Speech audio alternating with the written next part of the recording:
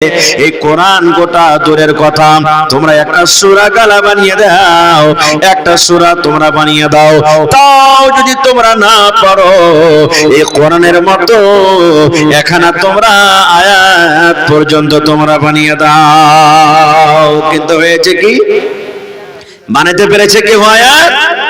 কেউ বানাতে পারেনি, পারবে না। দ্বিতীয় কথা, এই কোরআনের হেফাজত কে করছেন? জোরে বলেন।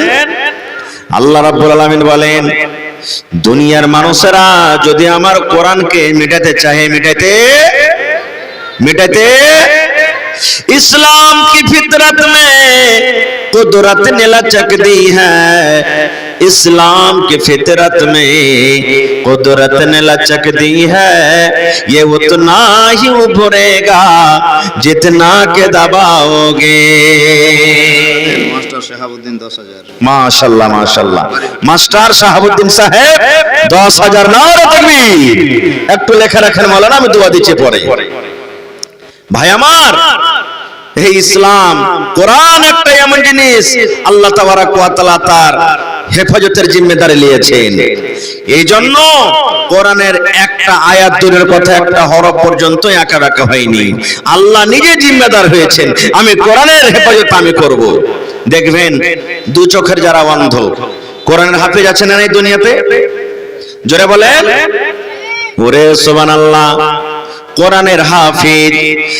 এইভাবে আল্লাহ কোরআনের হেফাজত করিয়ে নেবেন। আমার আপনাকে আল্লাহ চোখ দিয়েছেন, কোরআন দেখে দেখে পড়তে পারি না বন্ধুরে। কিন্তু যারা কোরআনের হাফেজ, কত ভাই কত ছেলেরা এমন আছে আল্লাহ তাকে চোখ দেয়নি, দু চোখের অন্ধ। আলিফটা লম্বা হয় কি বাঁকা হয় জানে না, বাটা লম্বা হয় কি বাঁকা হয় জানে না, তায়ের উপরে কয়টা হরফ আছে জানে, কিন্তু জীবনে দেখেনি।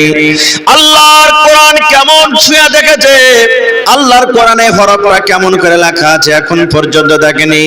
কিন্তু আল্লাহ রাব্বুল আলামিন এই নিজের কিতাবের হেফাজত করবেন, এই জন্য আল্লাহ রাব্বুল আলামিন তাকে হাফেজে কোরআন করে দিলেন। আছে না নেই? ওরে সুবহানাল্লাহ। আজকে আমরা মুসলমান, কোরআন আমরা কত ভাই জানি আর কত ভাই আমরা কোরআন জানি না, এটা ঠিক না বেঠিক? কত ভাই কোরআন জানি, কত ভাই জানি না।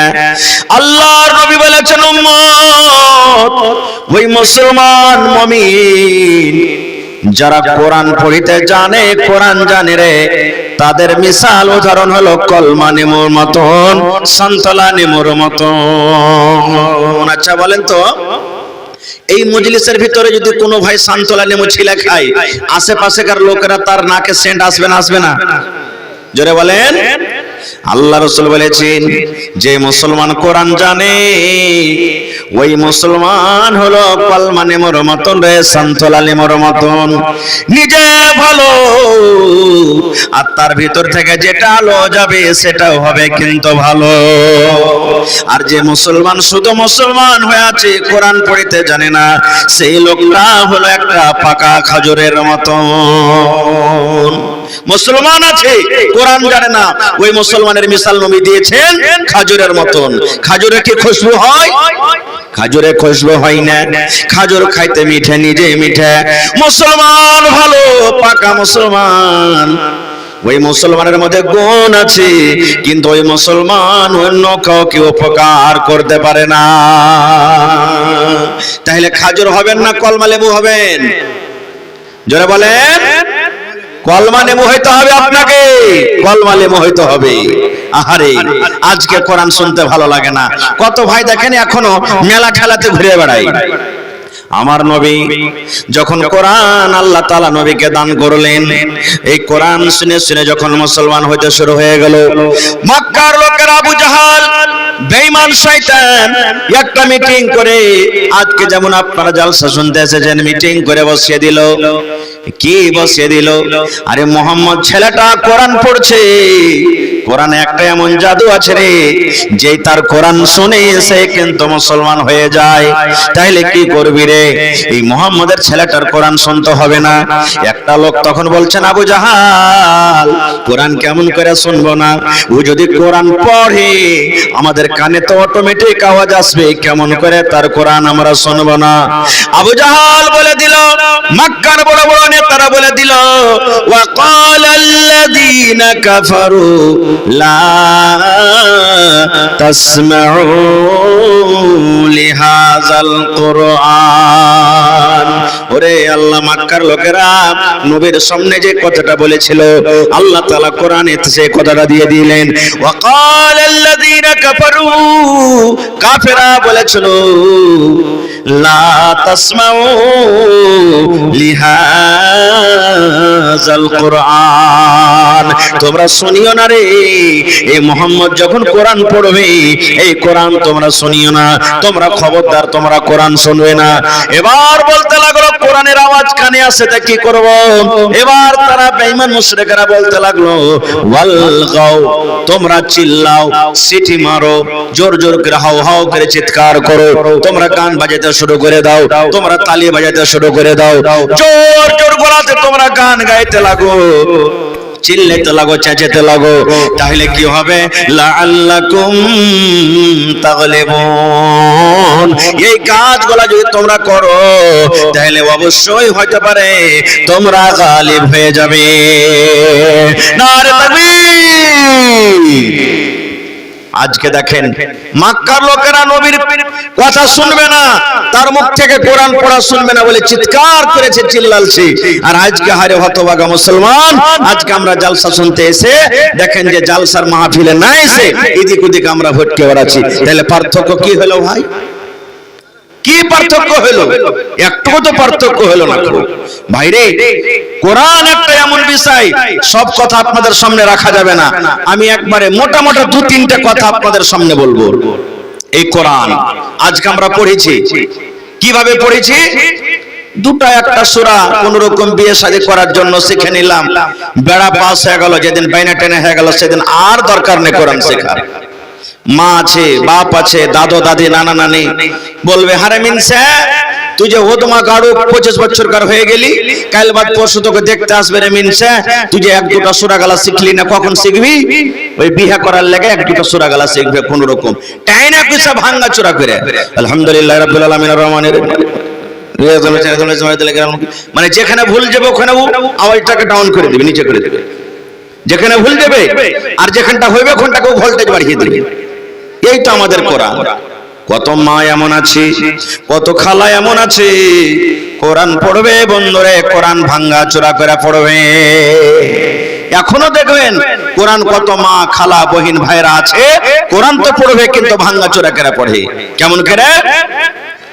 আলহামদুলিল্লাহি রাব্বিল আলামিন আর রহমানির রহিম। এই দেখেন ভাইরা আমার, আজকে যদি আপনার সামনে আমি মুখ ভেছলা ভেছলা কথা বলি, আপনারা খুশি হবেন না বেজার হবেন? জোরে বলেন।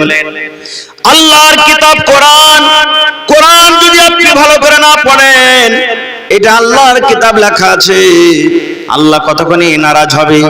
আল্লাহ বলবেন, আব্দুল্লাহ রে, এই আব্দুর রহমান, হালেমা, খালেদা, জায়েদা, সোনরি, দুনিয়াতে তুমি কত চিকন চিকন করে তুমি কথা বলেছিলে, আর আমার কোরআনের যখন বাড়ি এসেছে আমার কোরআনটাকে তুমি ভালো করে পড়িতে পারোনি। দুনিয়ার সব তুমি শিখেছো আর আমার কোরআন তুমি শিখতে পারোনি। আজকে আমার কাছে মোবাইল, আপনার কাছে মোবাইল, দিনে 10 বার 15 বার করে মোবাইল খুলে খুলে আমরা দেখি। আহারে, মোবাইলে কোনো বন্ধু ফেসবুকে কি পড়ালছে, হোয়াটসঅ্যাপে কি এসেছে, ইউটিউবে কি এসেছে, বারবার করে আমরা মোবাইল খুলে দেখে বন্ধুরে। কিন্তু আল্লাহ যে 1500 বছর আগে কোরআন দিয়ে দিয়েছেন, এখন পর্যন্ত কোনো মুসলমান আমরা কোরআন খুলে দেখলাম না। আছে না নেই? কোরআন কখন দেখবো? কখন দেখবো কোরআন? পকেট থেকে টাকা চুরি হয়ে গেছে, ছেলেতে ছেলেতে কাজে লেগে গেছে, সোনা চুরি করে নিয়েছে, এই কোরআনের তখন আমাদের দরকার হবে। ভাইরে তোর কথা মানবো না, কেমন করে মানবি না? তো কোরআনের কসম খেয়ে কহা, কোরআন পড়িতে জানে না, কিন্তু কোরআনের কসমের পরে আমরা কত বিশ্বাস রাখি। কোরআনের কসম খা, তাহলে মানবো না তো মানবো না। খুব শুধু এই কসমটা খাওয়ার জন্য কি কোরআনটা এসেছে ভাই? এই কসমটা খাওয়ার জন্য কোরআন এসেছে? জি না। কোরআন শিখতে গেলে মেলায় লাভ আছে। কোরআন যদি আপনি জানেন, জীবনে আপনার ধন্য হয়ে যাবে। একটা বেটাকে যদি আপনি হাফিজে কোরআন বানিয়ে দেন, সুবহানাল্লাহ, আপনার কি লাভ আছে? দেখবেন মেলা জালসাতে যারা কোরআনের হাফিজ, ওরকে মাথাতে পাগড়ি বাঁধা হয়। হয় কি হয় না? আমার মাওলানা বসে আছেন, মাওলানা আব্দুল সালাম সাহেব, তার গ্রামে একটা কি দুটা হাফিজকে মাথাতে পাগড়ি বাঁধা হয়েছে, তিনটে মনে হয়। দেখেছেন আপনারা এরকম মেলা জায়গাতে? সুবহানাল্লাহ। বলবেন মাওলানা, ছেলেকে আমি কাপড় দিলাম, ছেলেকে আমি কিতাব দিলাম, ছেলেকে আমি নাস্তা দিলাম, ছেলেকে আমি জামা কাপড় দিলাম, ছেলেকে আমি তেল সাবান দিলাম, আমার কি কোনো লাভ হবে না? এত কষ্ট করে আমার ছেলেকে যে আমি হাফেজে কোরআন করলাম, আমার কি কোনো লাভ হবে না? আল্লাহ বলবেন, ওরে ছেলের বাপ, তোমরা কান করে শুনে নাও রে, কান করে শুনে নাও। যার বেটা হাফেজে কোরআন, যদি হাফেজে কোরআন ছেলে হয়ে যায়, আল্লাহ রাব্বুল আমিন কিয়ামতের দিন ওই হাফেজে কোরআনের মা বাপকে আল্লাহ ডাক দিবেন, আর ডাক দেওয়ার পর তাকে কুরসিতে বসিয়ে দিবেন। কেমন কুরসি কেন হবে? লোহার কুরসি হবে না, প্লাস্টিকের কুরসি হবে না, ওই বিয়ে শাদীতে কুরসি দেয় সে কুরসি হবে না। বলবেন মাওলানা কেমন কুরসি? আল্লাহর নবী বলেছেন ওই কুরসিটা সোনা এবং চাঁদের কুরসি হবে রে, এবং এই যে সূর্যটা মাথার উপরে ঝলমাল ঝলমাল করে যেমন জ্বলে, এই মতো ঝলমাল ঝলমাল করে জ্বলবে, যেটা তার মা বাবার মাথাতে আল্লাহ সোনার তাজ পিনিয়ে দেবেন। মন জাগে না যে একটা বেটাকে হাফিজে কোরআন করি, পড়াবো কেমন করে? শেরশাহবাজি তো পড়াতে খুব কম। দেখছে যে ওই পড়োশের একটা বেটা কেরাল চলে গেছে, দিল্লি সুরাত চলে গেছে, 20,000 টাকা মাস কামাইছে, কি করবি পড়ে লেখা রে? দেখতো ওই আবেদুল্লাহর বেটাটাকে, দেখ ঘাস ছেলে বেড়েছে, পড়ে লেখা কি লাভ আছে? পড়ে লেখা নকরি করতে হবে, এটা জরুরি নয়। পড়ে লেখা আমাকে স্কুলে মাদ্রাসাতে চাকরি করতে হবে, জরুরি নয়। কোরআন পড়ার মতলব হলো যে আমি আল্লাহকে চিনবো, আল্লাহ রাসূলকে চিনবো, দ্বীন চিনবো, শরীয়ত চিনবো, আমি শরীয়তের মোতাবেক আমল করব, এর নাম হলো পড়া। কিন্তু হায়রে আফসোস, আজকে আমরা মুসলমান, পড়ার মানে হলো চাকরি, চাকরি না হলে এরকম পড়ার কোনো দাম নাই। আল্লাহ নবীর জামানাতে আপনারা যেমন বসে বসে জালসা শুনছেন, নবীর জামানাতে একটা মজলিস, সাহাবায়ে কেরাম বসে আছেন, আল্লাহ রাসূল বসে আছেন, আর একটা বেটি ছেলে আল্লাহর নবীর কাছে এসে ডাইরেক্ট নবীকে বলছেন, আল্লাহ রাসূল, আমার জান আপনাকে সঁপে দিলাম, হেবা করে দিলাম, মোহর টোহর লাগবে না, আপনি আমাকে বিয়ে করে নেবেন। এখনকার যদি বেটি ছেলে দূরের কথা, যদি কোনো বেটির বাপ আগে জামাই খুঁজতে যায়, তো আমরা কি বলবো? হবে ই বেটির বাপ আগে জামাই খুঁজতে এসেছে, আগে বহু তো খুঁজে কিন্তু জামাই খুঁজতে এসেছে, আর মানে ইয়ার বেটির মধ্যে কোনো আইব টেব আছে নাকি? এক নম্বর, কত বেটির বাপের কথা শুনেছি, যদি জামাইটা পড়ালেখা দিনদার, কিচ্ছু লিব না বিহাতে, গাড়ি ঘোড়া কাপড় পর্যন্ত একটা রুমালও লিব না, কি বলবে? আরে দুনিয়ার লোক গাড়ি আর বুলেট আর আপাচি আর কি গাড়ি চাইছে, আর এই ছেলেটা কইছে কিচ্ছু লিব না, এর মধ্যে কোনো আইব আছে নাকি? কোনো আইব আছে নাকি এর মধ্যে যে কিচ্ছু লিবে না? কো এই দেখেন কত ভাই তো বলে, গর্ব করে বলে, বেটির বাপের কাছ থেকে টাকা নিয়ে মোহর নগদ করে, আর বলে ভাই 5টা বেটার বিয়ে দেন, আল্লাহর রহমতে সব দিকের একবারে নগদ মোহর করে দিয়েছি, 1 টাকা বাকির কারবার করি না। এই দেখেন আল্লাহ রাসূলের জামানাতে নবী বসে আছেন, সাহাবায়ে কেরাম বসে আছেন, একজন মহিলা এসে আল্লাহ রাসূলকে নিজের জান সঁপে দিলেন, যে তোহাবলা কানাফসি ইয়া রাসূলুল্লাহ, আল্লাহ নবী গো, আমার জান খানা আপনাকে সঁপে দিলাম, আমার রূহ খানা আপনাকে সঁপে দিলাম, আমার জান হেবা করে দিলাম, আপনাকে টাকা লাগবে না, পয়সা লাগবে না, আপনি আমাকে বিনা মোহরে বিবাহ করলেন। নবীজি আপনি আমাকে বিবাহ করলেন, আল্লাহ রাসূল দেখলেন মেয়েকে যে মাথার চাঁদি থেকে নিয়ে তালা পর্যন্ত দেখতে কেমন। এই জন্য নবী বলেছেন যে বিয়ে করবে, বিয়ে করার আগে যাকে তুমি বেটি ছেলেটাকে বিয়ে করবে ওকে একবার দেখো। তুমি ওকে পছন্দ করো, ও যদি তোমাকে না করে, ইয়া তুমি ওকে করছো ও যদি তোমাকে না করে, এই জন্য বিয়ে করার আগে তুমি একবার দেখো যাকে বিয়ে করবে। কিন্তু এখানে যে বিয়ে করবে একদিনও দেখতে যাই না, যাইবে মা, যাইবে বাপ, যাইবে ভাই, যাইবে 10 বন্ধু, আর পরে 2-4-6 মাস তখন বলছে যে এটা স্ত্রী নিয়ে চলাফেরা হবে না, একে তালাক দিয়ে দেবো, কিংবা এটা স্বামীর সাথে আমি চলতে পারবো না, আমি আর কাছ থেকে খোলা করে নেব। সংসার ভেঙে গেল তাদের। দেখতে হবে। নবীজি দেখলেন, দেখা পর মাথা নিচে করে নিলেন, এই আমার দিকে দেখেন, মাথা নিচে করে নিলেন। তুমি পছন্দ আছো, তোমাকে বিয়ে করব কি করব না, কোনো উত্তর দিলেন না। সাহাবায়ে কেরাম বসে আছেন, এক অপরের দিকে দেখা দেখে করছেন, মনে মনে চিন্তা করছেন কি ব্যাপার।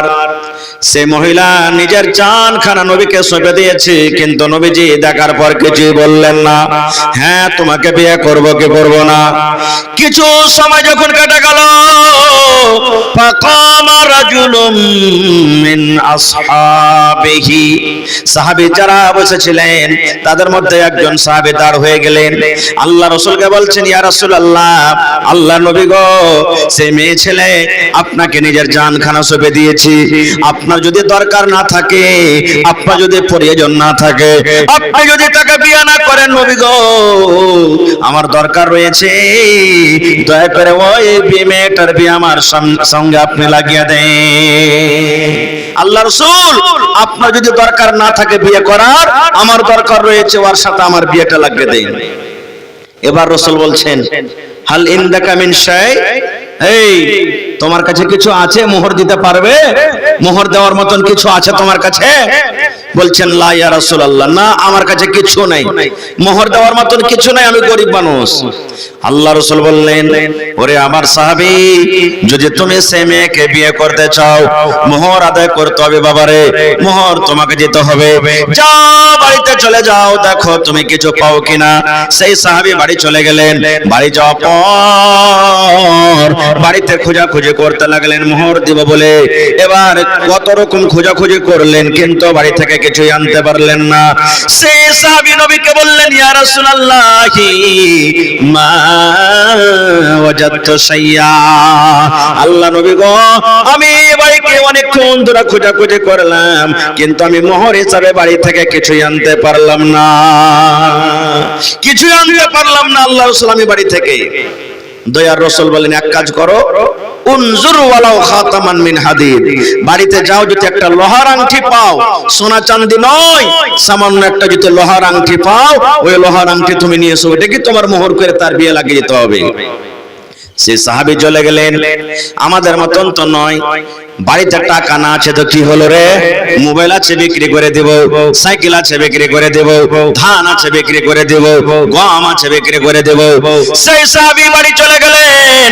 ওরে সুবহানাল্লাহ, বাড়িতে অনেকক্ষণ ধরে খোঁজাখুঁজি করলেন, কিন্তু সেই সাহাবী একটা লোহার আঙ্গুঠি পর্যন্ত বাড়িতে খুঁজে পেলেন না।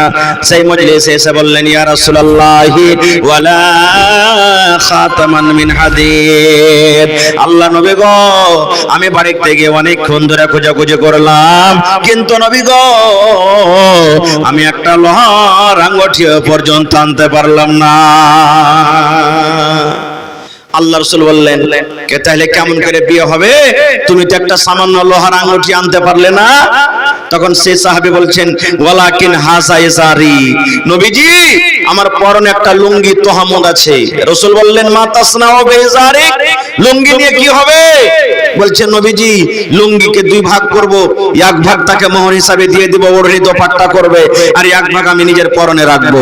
আল্লাহ রাসূল বললেন, না, এই লুঙ্গিতে তোমার মোহর চলবে না, একে দুই ভাগ যদি করো, এক ভাগ তাকে যদি মোহর হিসাবে দিয়ে দাও, ওড়না দোপাট্টা ছোট হয়ে যাবে, হবে না, আর তোমার এক ভাগ পরা হবে না, এই জন্য তোমার এই লুঙ্গিতে চলবে না।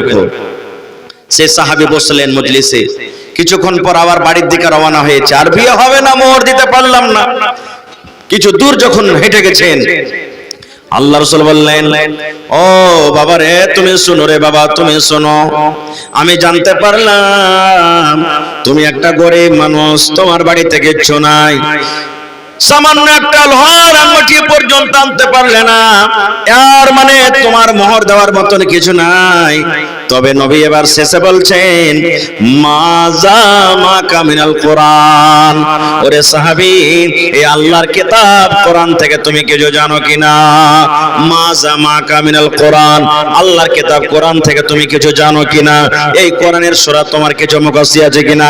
কোরআনের আয়াত তোমার কাছে কিছু মুখস্থ আছে কিনা? সেই সাহাবী বললেন না আমি ইয়া রাসূলুল্লাহ, আল্লাহ নবী গো আমার কোরআনের আয়াত মুখস্থ আছে গো নবীজি, কোরআনের সূরা আমার মুখস্থ আছে। ফাআদাদাহা, নবীর সামনে নাম বলে দিলেন, হয়তো সূরা 3 মুখস্থ আছে, হয়তো সূরা বাকারা মুখস্থ আছে, হয়তো সূরা শামস মুখস্থ আছে। এই করে করে যে সূরাগুলো জানতেন আল্লাহর নবীর সামনে সূরাগুলোর নাম বলে দিলেন। এবার নবী বললেন বাবারে যে সূরাগুলো তুমি জানো ওই সূরা তুমি ভালো করে পড়তে পারবে কি পারবে না? সে সাহাবী বললেন হুজুর পারবো। আল্লাহ রাসূল বললেন ও আমার সাহাবী শুনে নাও, যে সূরা তুমি জানো, যে কোরআনের আয়াত তোমার মুখস্থ রয়েছে, ওই কোরআনের মধ্যে কে 30 খানা আয়াত, 30 খানা আয়াত ওই মেয়ে ছেলেকে শিখিয়ে দিবে, 30 খানা আয়াত তাকে তুমি শিখিয়ে দিবে। এই কোরআনের 30 খানা আয়াতকে আমি নবী মোহর করে তোমার সাথে আমি তার বিয়েটা আমি লাগিয়ে দিলাম। নারে তাকবীর! কোরআন কত বড় দেখেন নিয়ামত। টাকা নাই বাড়িতে, পয়সা নাই, কোরআনের 30টা আয়াতকে মোহর করে নবীজি তার বিয়ে লাগিয়ে দিলেন। বলবেন মাওলানা তাহলে কোরআনের আয়াত মোহর চলবে কি চলবে? যদি আপনার স্ত্রী যাকে বউ করবেন 1 টাকাতে যদি রাজি হয়ে যায়, 1 টাকাতেই আপনার মোহর হয়ে গেল। কিচ্ছু না পারেন, জুতার তাসমা ফিতা যে আছে, ফিতাতে যদি রাজি হয়ে যায় ওইটা আপনার জন্য মোহর হয়ে গেল। কিন্তু হ্যাঁ, এখন আমরা কি করব? যখন লেনদেনের কথা হবে তখন বলবো যে 3 লাখ 4 লাখ 5 লাখ টাকার কথা বলবো, আর যখন মোহরের কথা হবে তখন বলবে, উদাহরণ দিবে যে অমুকের বেটার বিয়ে হয়েছে 5000 টাকা তো দিয়েছিল, এটাই থাকতে দাও। মেয়ের পক্ষ থেকে যদি বলে যে না ভাই একটা গরু গালার দাম দাও না, যে ভাই 10,000 টাকা দাও কম করে, না না না না ঘটা লেগে যাবে। দেখেন কত বড় বিজনেস করতে বসেছে, ওকে ঘটা লেগে যাবে। হায় রে আল্লাহ, কোথায় আছে মুসলমান আমরা? তাহলে ভাই কোরআনটা কার কিতাব? জোরে বলেন, আল্লাহর কিতাব। কোরআনে কোন রকম শক শুভা আছে? আল্লাহ রাব্বুল আলামিন কোরআনে বলেন, কোরআনে 1 নম্বর সূরা তারতিবে দিক দিয়ে সূরাতুল ফাতিহা, তার মানে মতলব আজকে আমি বলবো না। 2 নম্বরে কোরআনে একটা সূরা আছে সূরাতুল বাকারা। আল্লাহ রাব্বুল আলামিন প্রথম আয়াতে কোরআনের পরিচয় দিয়ে দিলেন, কোরআন কি জিনিস, কোরআন কাকে বলে, কোরআন কি কিতাব, কোরআনটা কার দেওয়া কিতাব। আল্লাহ তাআলা নিজে বলেন আলিফ লাম মিম। এই যে কোরআনে আপনি দেখবেন আলিফ লাম মিম লেখা আছে, এই কোরআনে এগুলার কিন্তু মানা লেখা হয়নি। কোরআনে লেখা আছে কাফ হা ইয়া আইন সাদ, এক হরফে মুকাত্তাত বলা হয়েছে। কোরআনে এগুলার মানা লেখা হয়নি। আলিফ লাম রা কাফ নুন, এই করে করে কোরআনে যে হরফে মুকাত্তাত লেখা আছে, দেখবেন তরজমা করে দেখবেন ওয়াল্লাহু আলামু বিমুরাদিহি, এই হরফগুলোর মানে কি আল্লাহ ছাড়া কেউ জানে না। তারপরে আল্লাহ বলেন যালিকাল কিতাব, কোরআন একটা এমন কিতাব, কোরআন একটা এমন বই, কোরআন একটা এমন কিতাব যাতে কোন রকমের শক শোভা নাই রে, লা রাইবা ফিহি। এই কোরআন আল্লাহর কিতাব, আল্লাহর কিতাব হইতে কোন রকমের শক নাই, শোভা নাই। তারপরে আল্লাহ বলেন হুদাল লিল মুত্তাকিন, কোরআন মুত্তাকির জন্য হেদায়েত, যারা পরেজগার মুত্তাকি, মুত্তাকিদের জন্য হলো কোরআন হেদায়েত। ওরে সুবহানাল্লাহ, কিন্তু আজকে আমরা মুসলমান কোরআন খোলা দেখি না। আল্লাহ বলেন রে দুনিয়ার মানুষ, ইন্না আরাজনাল আমানাতা আলাস সামাওয়াতি ওয়াল আরদি ওয়াল জিবাল, এই মানুষকে দেওয়ার আগে আল্লাহ রাব্বুল আলামিন সর্বপ্রথম কোরআন কাকে দিলেন? ইন্না আরাজনাল আমানাতা আলাস সামাওয়াত, আল্লাহ আসমানকে ডাক দিয়ে বললেন আসমান রে তুমি আমার আমানত মানে কোরআন নিয়ে নাও, তুমি আমার কোরআনটা নিয়ে নাও, তুমি আমার আমানত নিয়ে নাও। আসমান বলল আল্লাহ সব কিছু আমি সহ্য করতে পারবো আল্লাহ, কিন্তু আমি কোরআনের ভার আমি সহ্য করতে পারবো না। ওয়াল জিবাল ইন্না রাজনাল আমানাতা আলাস সামাওয়াতি ওয়াল আরজি, আল্লাহ জমিনকে ডাকতে বললেন, জমিন রে তুমি আমার কোরআনের ভারটা তুমি নিয়ে নাও, এই জমিন তুমি আমার কোরআনটাকে তুমি নিয়ে নাও। এবার জমিন বলতে লাগলো, এই পাক পরওয়ারদিগার তুমি আরো বড় বড় বড় বড় পাহাড়টাকে আমার বুকে দিয়ে দাও, আরো বড় বড় পাহাড় দিয়ে দাও আল্লাহ, আরো মানুষের লোড ভার দিয়ে দাও আল্লাহ, আরো যত রকম নদী আছে পানি আছে আমার উপরে দিয়ে দাও, সব কিছুর আমি ভার সহ্য করতে পারবো। কিন্তু আল্লাহ জি আমি জমিনে কোরআনের ভার আমি সহ্য করতে পারবো না। আল্লাহ 3 নম্বরে বলছে বল পাহাড়কে ডাকতে বললেন, পাহাড় রে আসমান ইনকার করে দিল, কোরআন নিল না, জমিন ইনকার করে দিল, নিল না। পাহাড় তুমি নিয়ে নাও, তুমি নিয়ে নাও, তুমি নিয়ে নাও। ওরে সুবহানাল্লাহ, আসমান জমিন পাহাড় আল্লাহর কিতাবটা যেমনই নাম শুনেছি, আল্লাহর কোরআনের যেমনই নাম শোনা, তারা ভয়ভীত হয়ে গেল, মনে হয় ভিতরখানটা তার চাকনাচুর হয়ে গেল, যার যার হয়ে গেল, থরথর করে কাঁপতে লাগলো। আল্লাহ সব কিছু সহ্য করতে পারবো, কিন্তু কোরআনের ভার আমরা সহ্য করতে পারবো না। হায় আল্লাহ, এই কোরআনের মান সম্মান আসমান বুঝেছে, জমিন বুঝেছে, পাহাড় বুঝেছে, কিন্তু আজকে আমরা মুসলমান হয়ে এই কোরআনের মান সম্মান আজকে আমরা বুঝতে পারি না। কোরআনটা কেন দিয়েছে আল্লাহ? কোরআনটা দেওয়ার উদ্দেশ্য কি?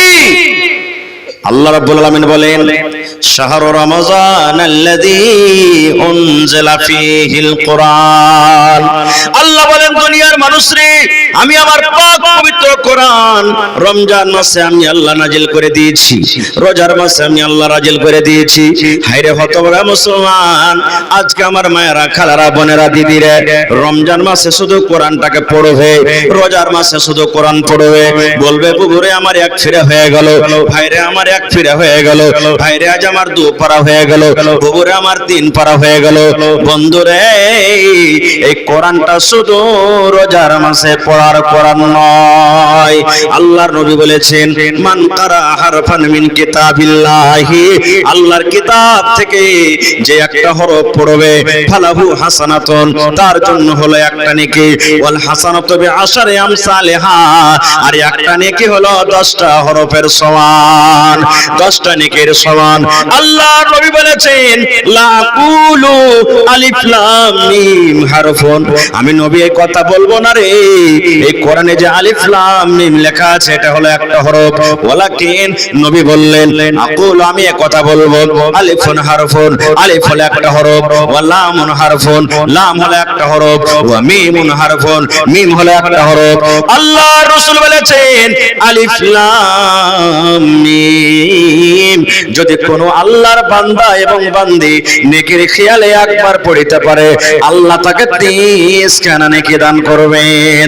আলহামদুলিল্লাহ, আলহামদু, আলিফ একটা হরফ, লাম একটা হরফ, হা একটা হরফ, মিম একটা হরফ, দাল একটা হরফ, আলহামদু 5টা হরফ আছে। একবার যদি আপনি পড়তে পারেন বন্ধুরে, আল্লাহ রাব্বুল আলামিন 5 10 50 খানা আপনাকে আল্লাহ নেকি দান করবেন। এবার বলেন, ইয়া হরফ যদি ওরে সুবহানাল্লাহ 10টা নেকি আল্লাহ আপনাকে দান করেন, তাহলে কোরআনে 30 পারা আছে, 114 সূরা আছে এবং 6664 থেকে আয়াত বেশি কোরআনে আছে। এবার বলেন, প্রত্যেক হরফে হরফে আল্লাহ আপনাকে কত নেকি দান করবেন।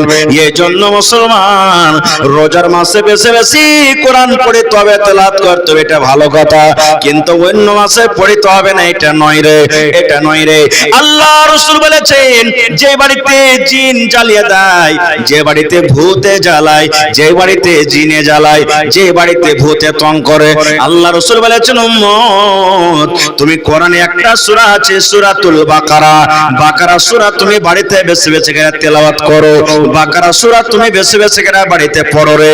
বেশি বেশি করে পড়তে গেলে তোমার বাড়িতে জিন শয়তানে তোমাকে জ্বালাবে না। নারে তাকবীর। কোরআনে একটা সূরা আছে সূরা ইখলাস, মুখস্থ আছে না নাই? জোরে বলেন, কুল হুয়াল্লাহু আহাদ।